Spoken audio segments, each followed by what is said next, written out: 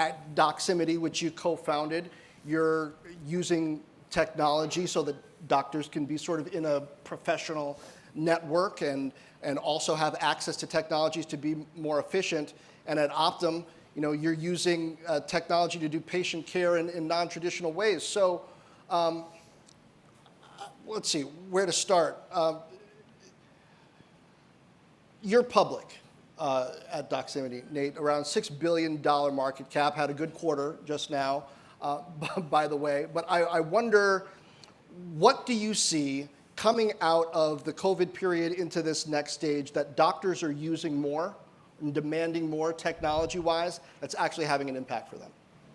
Well, thanks for having me, John. And that's a great question. I think touching on the previous conversation, the concept of telehealth is not new. I think people were talking about roughly 150 years ago saying, hey, we have this new stethoscope thing, and we have this new telephone thing.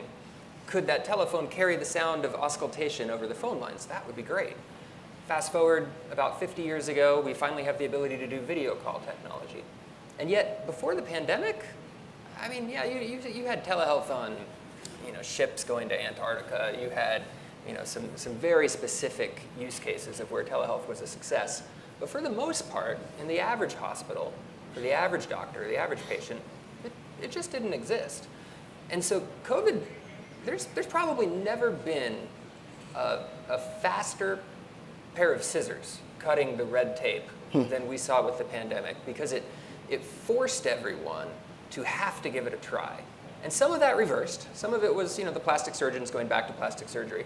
But for the most part, it was sort of like when you guys taught your parents how to use emoji, how they became monsters after that point. And there are times where it really became the better modality for care. That wasn't every type of patient encounter, but it was a lot of them. And that habit-forming nature, I think, has really empowered doctors to think about how they're practicing medicine going forward and how they can provide better care for their patients. And Patrick, you have deep experience across multiple ways of engaging with the health system. You joined Optum kind of as the pandemic was peaking, really, right? In the summer of 2020. What did you see then as the opportunity to deliver better care that was opening up, and how is that learning and that demand carrying forward now? Yeah, so, first joined Optum right before the pandemic, but in stealth mode. Okay. And got asked to work on home and community and mental and behavioral health, which it's better to be lucky than good in life on some level. Both is great if you can pull it off. Yeah. Well, I'm one. Probably lucky. No, it's the transition. I totally agree with the last panel and what we just started talking about. So on home and community and care in the home, you broke through from when I was back at CMS, and you try to do telehealth waivers, and you try to change rules to drive care through telehealth, drive care into the home. And you broke through a ton of red tape. I agree with the analogy. And so you suddenly opened up immense amounts of virtual care. And mental and behavioral, so I run our benefits and our care delivery business.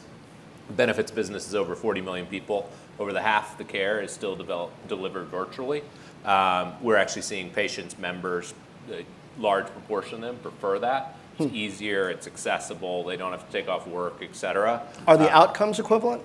We've actually looked at the outcomes. The outcomes do look equivalent. So, my guess is there's probably very small subpopulations that are making choices based on their preferences, where the outcomes may vary a little bit because of their personal context. But overall, the outcomes are equivalent across our system, which is a large one. In home and community care, that platform next year will serve over 20 million people. Many of them full risk care in their home. The birth of the story, I was like, geez, this is why we do this work. So we're taking care of people full risk in their home. So total cost of care goes down, quality experience, usually the NPS score 80s to high 90s, very similar to the story we just heard. I went on a visit to a 91-year-old the other day, 10 plus chronic conditions on Medicare and Medicaid, went from being hospitalized over 10 times a year to 0. We had modified her home so she didn't fall. We had given her treatment for depression post her husband passing away. the reason we decreased the admission so much is we're available to her 24/7, 365 a year. I mean, that ability to get into people's homes and care for them in a really holistic way is just incredibly meaningful to our teams. I just dropped on Sunday my 85-year-old mother off at the airport who is going to need that level of care someday. Luckily is, very healthy today, still lives by herself. My dad passed away 15 plus years ago now, but she's going to need that level of care.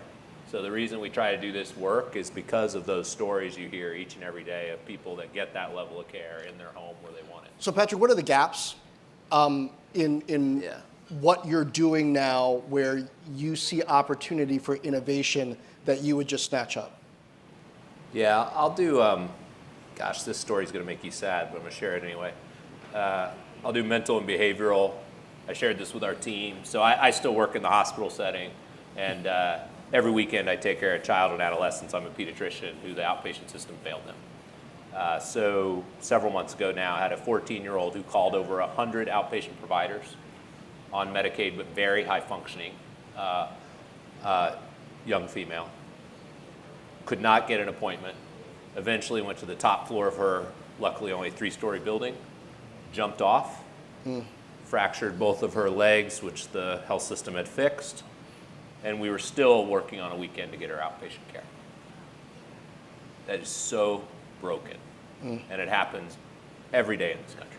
Well, whether it's a child or an adolescent or an adult or whomever, they're unable to get the care they need, and we have to have a system that is reliable, that gets them the care they need when they want it at whatever level of care. And so, we are working with our team on that. We have responsibility for millions and millions of people across the country, but the system's not good enough yet in the U.S.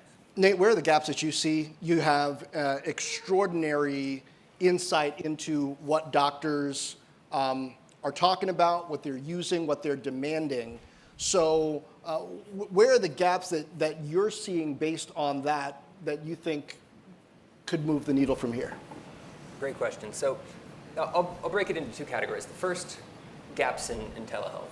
I think to continue this conversation, we have a number of new vectors, new axes through which equity and access need to be measured. So for instance, all of a sudden you have to think about bandwidth, you have to think about cellular connectivity, device access.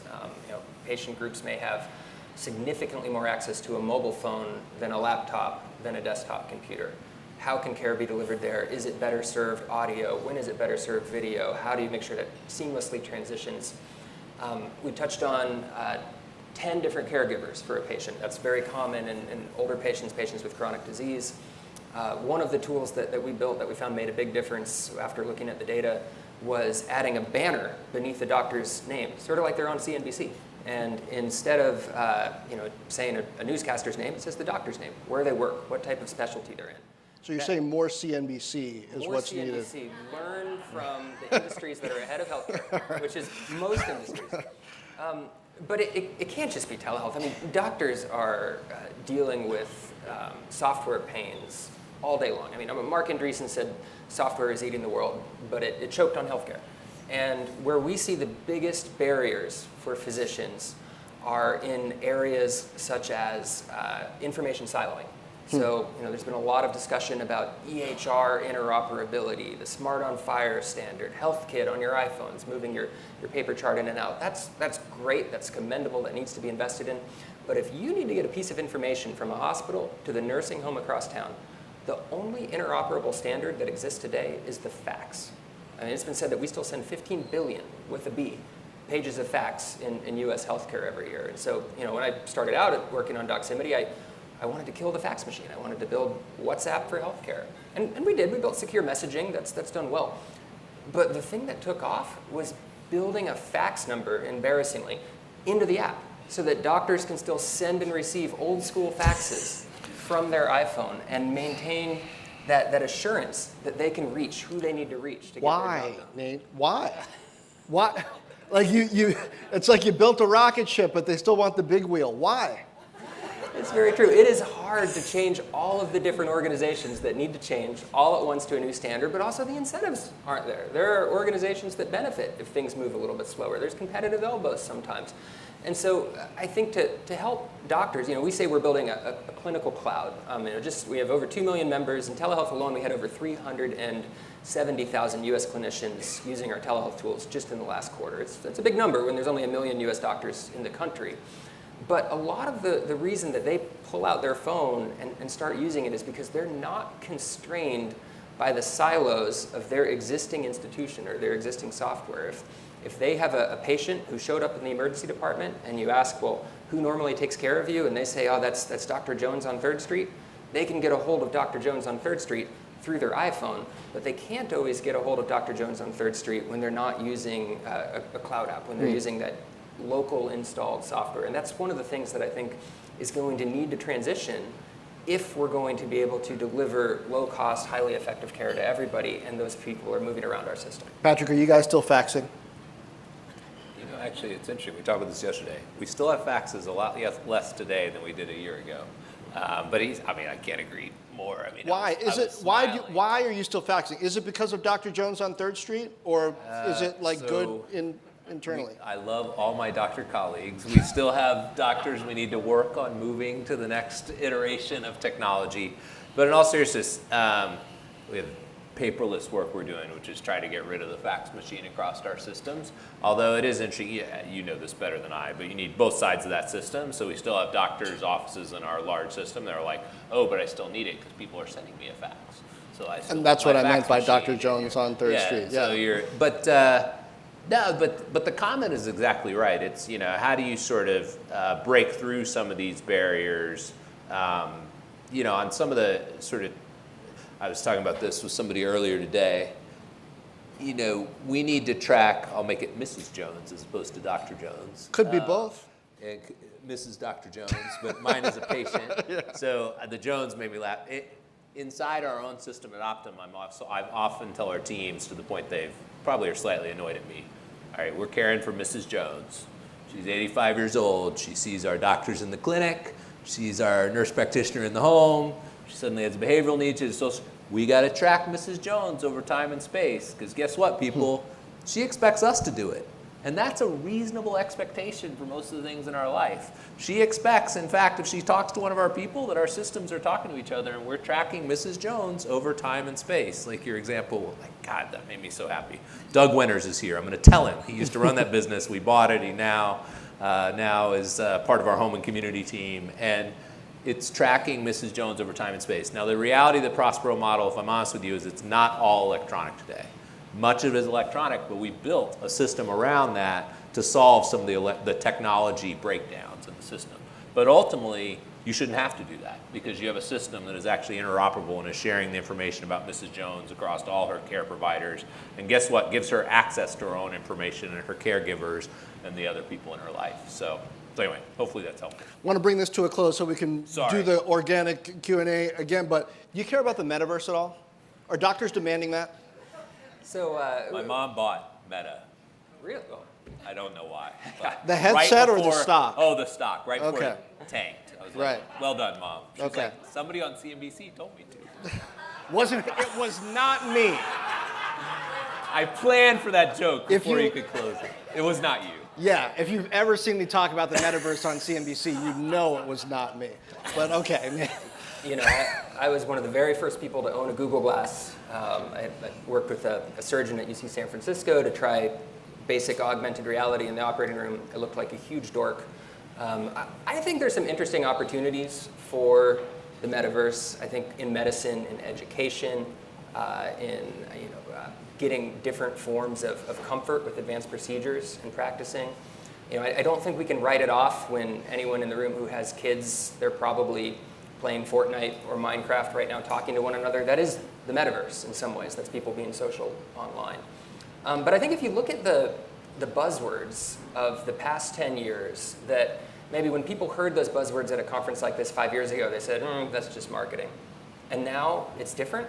I would say that the buzzword that's probably changed the most in the past year or two is AI, because we're starting to actually see incredible images being painted in front of our eyes for the first time, information being written or parsed in incredible ways. And so I think, outside of the classic medical examples you see, such as looking at x-rays and reviewing them in real time and assisting the doctor, parsing information overload is going to be one of the most important things that can happen to medicine over the next few years, thanks to AI or machine learning technologies. So they told us on my very first day of medical school, 50% of what you're going to learn here is wrong.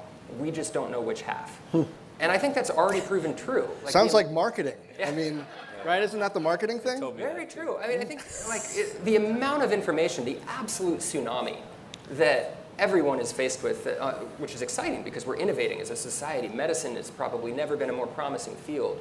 Still means that you could read all day, every day as a speed reader and not keep up with it all. And so to be able to help physicians, to help patients parse the tsunami of information, get accurate information, be able to keep up with the guidelines so they can deliver the best care to their patients is, I think, both a challenge, a generational challenge, but also an opportunity where what was a buzzword just 2-3 years ago is now incredibly opportune. Patrick, close us out on AI, if you will. Because of your scale reaching tens of millions of patients, you're exactly the sort of organization that ought to be able to both get and contribute the most benefit to an AI system. How much potential do you see in that? How much are you investing in the types of apps, technologies, startups, or even large companies and providers that can give you that? Yeah, I mean, we invest a huge amount of capital both in our own built advanced and AI technologies, plus we are an acquisitive machine, as was alluded to earlier. And then if you think about what I described, home and community, we're using that to parse populations, to tailor interventions. Mental and behavioral, same. How do we match the right person to the right therapist? How do we use that advanced technology? Imaging made me laugh. I did used to have to go find X-rays as a medical student, so at least you don't have to do that anymore. You can look at it on the computer. And show it to your patient. So we've made some progress. But advanced AI and imaging, I think there's going to be advances that really help in the imaging arena. So look, I'm a natural optimist. I think we have a huge amount of potential to make our health system better for everyone. Really appreciate the discussion. And I'll try to be not long-winded to let you close it out. No, it's all right. Well, everybody, do me a couple of favors. One, connect to me if you're on LinkedIn saying that you were at CNBC Spark. And then this is really a catalyst, what's happening up here on stage. If there are people who you connected to, who you want to try to keep in touch with, reach out to me. I'll help you do that. If there are people you didn't connect to, who you heard were here, who you want to get in touch with, I'll see if that can happen. I'll always confirm on both sides before doing that, of course. But this is about helping to accelerate, hopefully, everyone's learning and connections to bring us to that better future place.